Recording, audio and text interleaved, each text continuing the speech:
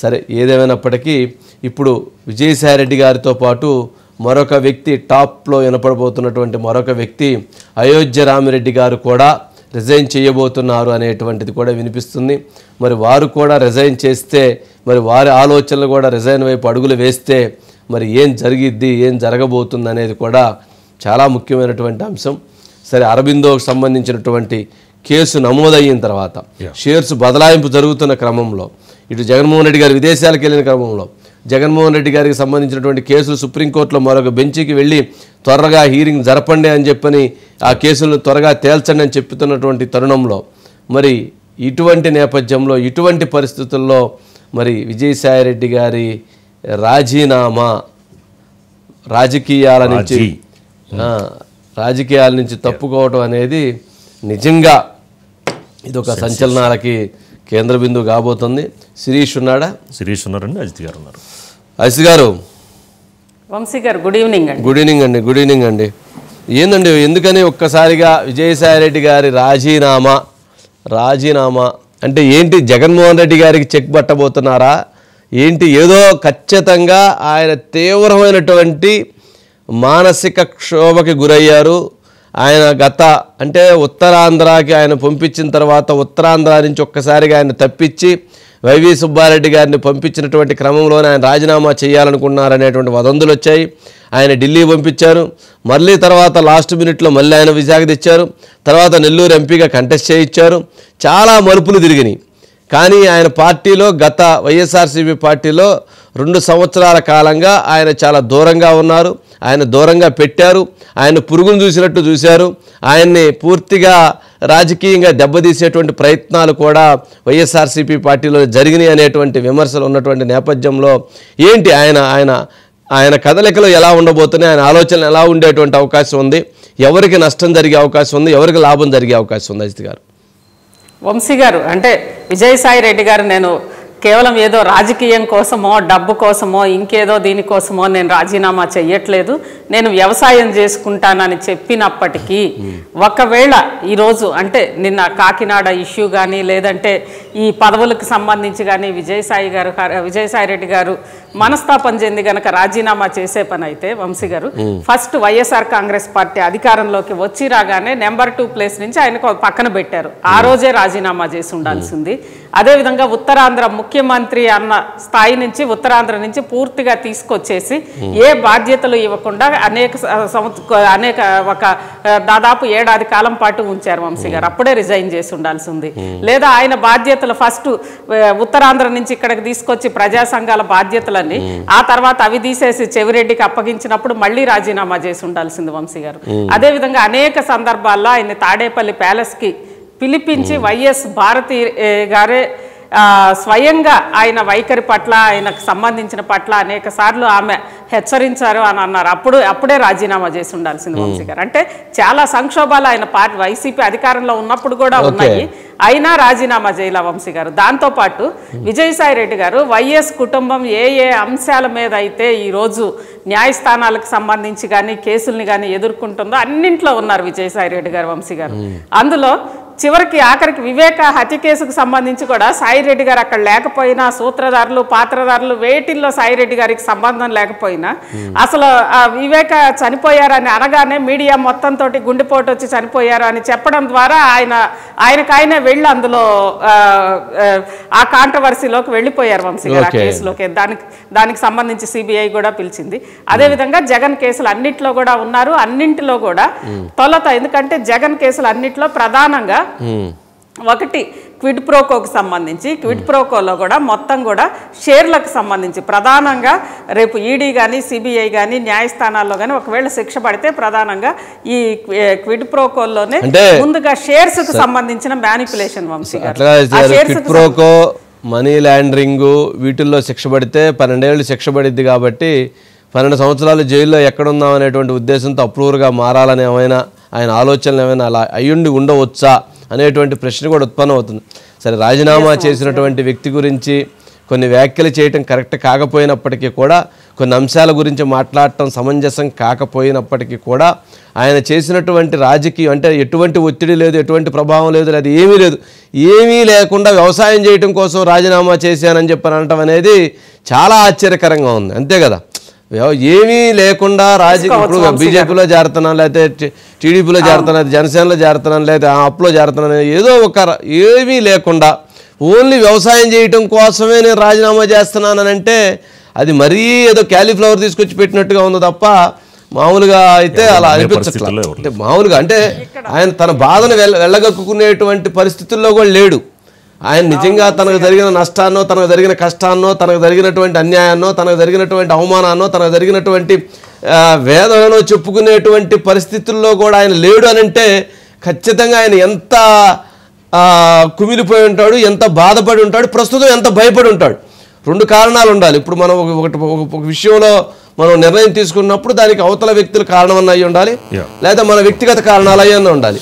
లేదా వ్యక్తిగత కారణాలు చెప్పుకోలేనటువంటి పరిస్థితుల్లోనే ఉన్నారు, అవతల వ్యక్తి గురించి చెప్పలేని పరిస్థితులు. అంటే ఎంత భయపడుతూ ఉండుంటారు, ఎంత ఆందోళన చెందుతూ ఉండుంటారు, ఏమై ఉండిద్ది. అంత ఒత్తిడిలోనే ఈ రాజీనామా చేశారంటే చిన్న విషయం కాదు కదా.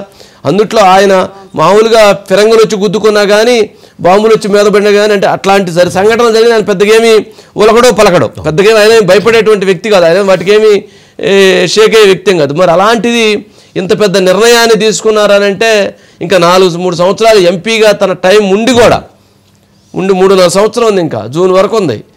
మరి ఎట్లా? ఒక్క నిమిషం అయితే కదా శిరీష్ ఏంటి ఢిల్లీలో ఏంటి మొత్తానికి సాయిరెడ్డి ప్రకంపనలో ఏంటి, ఏం జరుగుతుంది, ఏమంటున్నారు, ఏమై ఉంటుంది?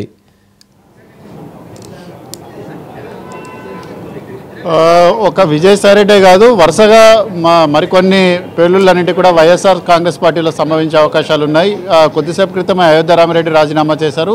మేడార్ రఘునాథ్ రెడ్డి, అదేవిధంగా పిల్లి సుభాష్ చంద్రబోస్ కూడా అదే దారిలో పయనించే అవకాశాలు ఉన్నట్లుగా కూడా ప్రస్తుతం ఢిల్లీ రాజకీయ వర్గాల్లో చర్చ అనేది కూడా జరుగుతోంది.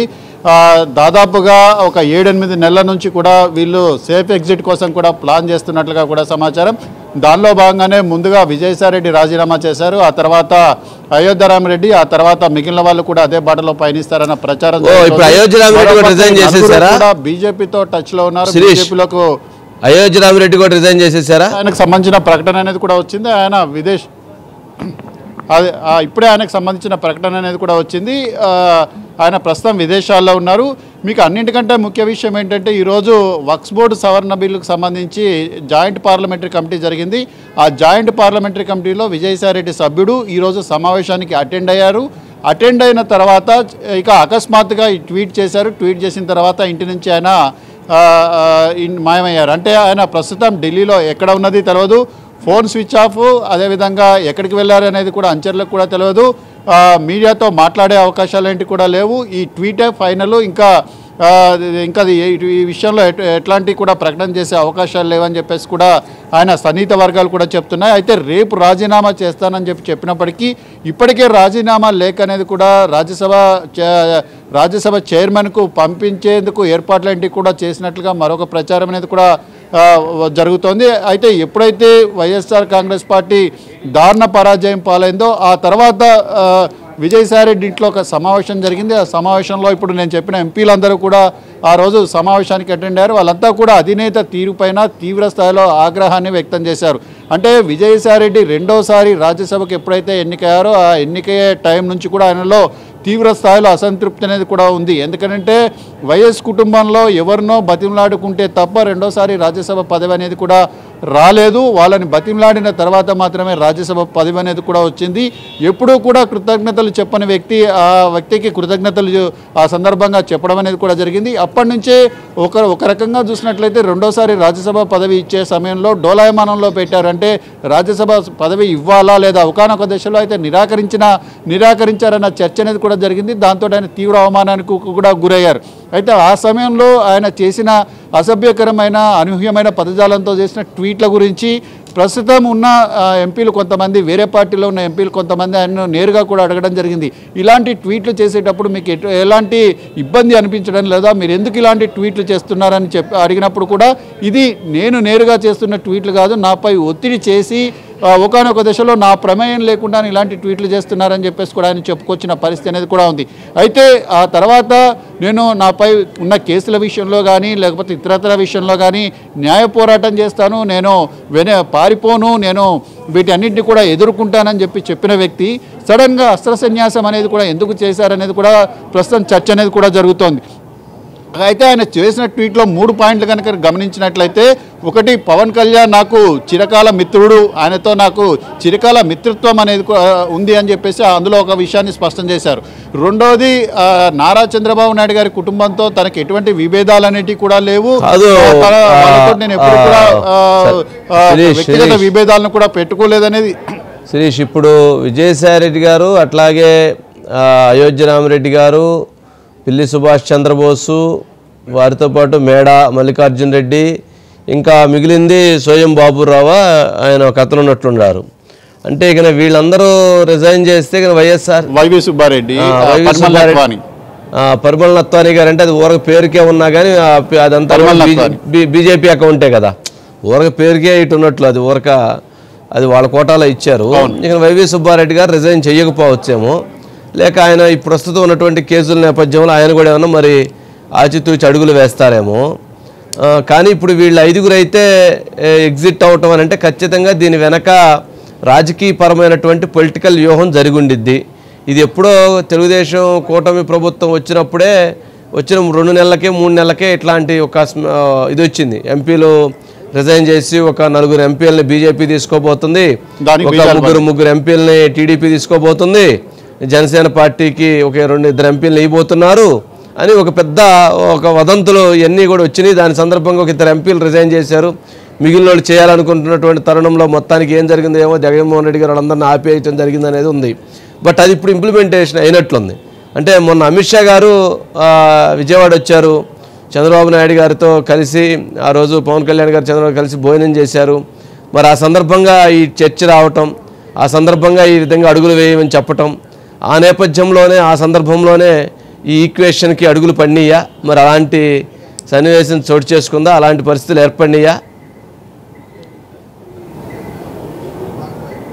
అదే రకమైన అనుమానాలు వ్యక్తమవుతున్నాయి. ఆయన చేసిన ట్వీట్లో 3వ అంశం కనుక చూసినట్లయితే, ప్రధాని నరేంద్ర మోడీకి, కేంద్ర హోంమంత్రి అమిత్ షాకు ప్రత్యేకంగా కృతజ్ఞతలు చెప్తున్నాను అని చెప్పేసి అందులో ప్రస్తావించారు.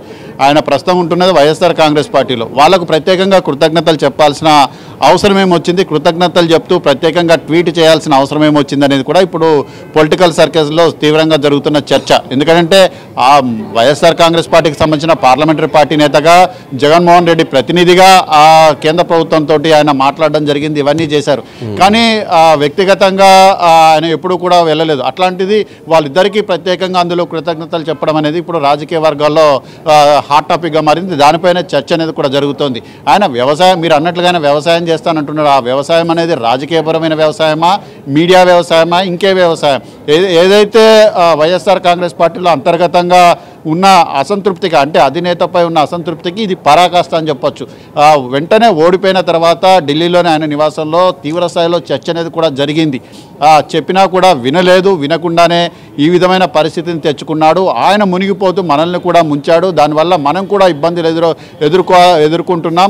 ఒక రకంగా చూసినట్లయితే మనం ఆయన ఒత్తిడితోటి ఇవన్నీ చేయాల్సిన పరిస్థితి అనేది కూడా ఏర్పడింది. తద్వారా ఈ పరిణామాలంటి కూడా సంభవించాయి.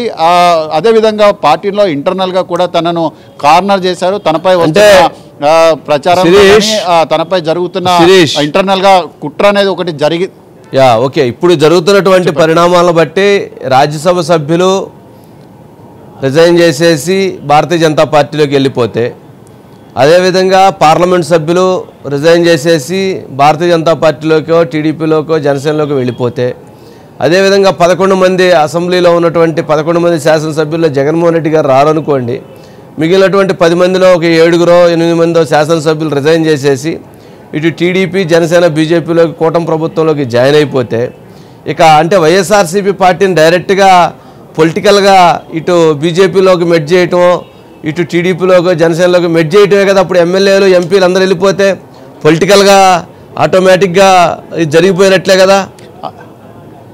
గుర్తింపు కూడా రద్దు అవుతుందా అప్పుడు వైఎస్ఆర్సీపీ పార్టీ ప్రయత్నాలు జరుగుతున్నాయి అనేది కూడా ఆబ్వియస్గా అది టేక్ ఓవర్ చేసే ప్రయత్నం చేస్తున్నారు. బీజేపీకి హోల్సేల్గా ఇచ్చేసే ప్రయత్నం చేస్తున్నారన్న చర్చ అనేది కూడా పొలిటికల్ సర్కిల్లో ఢిల్లీ స్థాయిలో కూడా జరిగింది. ఎందుకంటే పార్టీ నడపడం అనేది ఆయన వల్ల కాదు, ఆయన నడపలేడు. ఎందుకంటే ఎవరిపై నమ్మకం లేదు, ప్రతి వాళ్ళపై అనుమానమే ఉంది. అనుమాన దృష్టితోటే ప్రతి ఒక్కరిని కూడా చూస్తాడు. సో ఇటువంటి నేపథ్యంలో ఆయన పార్టీ నడపడం అనేది కూడా దాదాపు అసాధ్యం. ఇప్పుడున్న లోక్సభ సభ్యులలో కూడా కొంతమంది తమ దారి తమ చూసుకుంటున్నట్లుగా కూడా ప్రచారం అనేది కూడా జరుగుతోంది. బీజేపీకి సంబంధించి అంటే టీడీపీలోకి వాళ్ళు రాలేని పరిస్థితి, జనసేనలోకి వెళ్ళలేని పరిస్థితి. సో ఇటువంటి పరిస్థితుల నేపథ్యంలో బీజేపీకి అఫిలియేటెడ్ మెంబర్స్గా కూడా వాళ్ళు కొనసాగుతారు. దానికి సంబంధించి బీజేపీ తోటి మాట్లాడుకుంటున్నారన్న చర్చ అనేది కూడా జరుగుతోంది. సో అది మరి రాబోయే కాలంలో అది నిజమా కాదా అనేది కూడా తెలియ అవకాశాలు ఉన్నాయి. కాకపోతే అధినేత తీరుతోటి మాత్రం ప్రతి ఒక్కరు విసిగిపోయారు. అధినేత తీరుకు ఇది పరాకాష్ట అన్న విషయం మాత్రమే స్పష్టమవుతోంది. సో మరిన్ని బాంబులన్నింటి కూడా పిలవబోతున్నాయి, మరింత మంది రాజీనామా చేయబోతున్నారు. ఇప్పుడు రాజ్యసభ సభ్యులకే పరిమితం కాలేదు, లోక్సభ సభ్యులు కూడా ఇదే దారిలో పయనిస్తారు. లేదు అంటే అందులో మెజార్టీ సభ్యులు వెళ్ళి బీజేపీకి అఫిలియేటెడ్గా మారితే ఆబ్వియస్గా వైఎస్ఆర్ కాంగ్రెస్ పార్టీకి సంబంధించిన పార్లమెంటరీ పార్టీ అనేది కూడా బీజేపీలో మెర్జ్ అయ్యేందుకు అవకాశాలు ఏంటి కూడా ఉంటాయి.